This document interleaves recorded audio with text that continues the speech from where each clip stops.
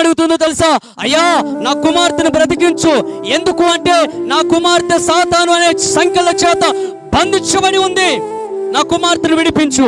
ఈరోజు ఎంతమంది తల్లి తండ్రులు ప్రార్థన చేస్తున్నారు, అయ్యా నా కుమారుడు బంధించబడి ఉన్నాడు, సిగరెట్లకు బంధించబడి ఉన్నాడు, నా కుమారుడు డ్రగ్స్ కు బంధించబడి ఉన్నాడు, ఫోన్కు బంధించబడి ఉన్నాడు, సినిమాలకు బంధించబడి ఉన్నాడు, పాపంలో బంధించబడి ఉన్నాడు.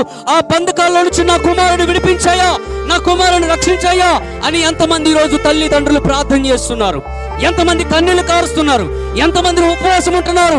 ఈ రోజు ఎందుకు నువ్వు ఉపవాసం ఉన్నట్లా, ఎందుకు ప్రార్థన చేయట్లా, ఎందుకు కన్నీళ్లు కార్చట్లా?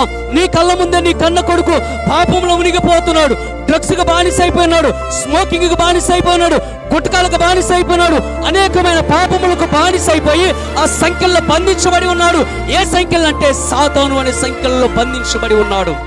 బంధించబడి ఉన్న కుమారుని ఈ రోజు విడిపించుకోవాలంటే నీ శక్తి చాలదు, నీ బలము చాలదు, నీ దగ్గర ఉన్న డబ్బంతా కూడా పోసినా కూడా విడిపించబడలేడు.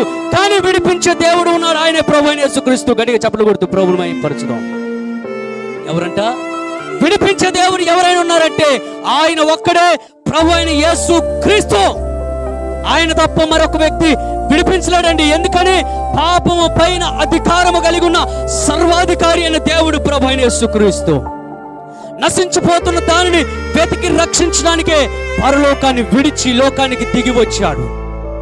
నీకోసం నా కోసం మూత్ర అనుభవించాడు, కొరడాలతో కొట్టబడ్డాడు, శరీరం అంతా చేర్చబడింది, ఆఖరి రక్తపు బొట్టు వరకు కూడా 3 మేకుల మధ్యలో నీకోసం కుటుంబం కోసం చిందించాడు.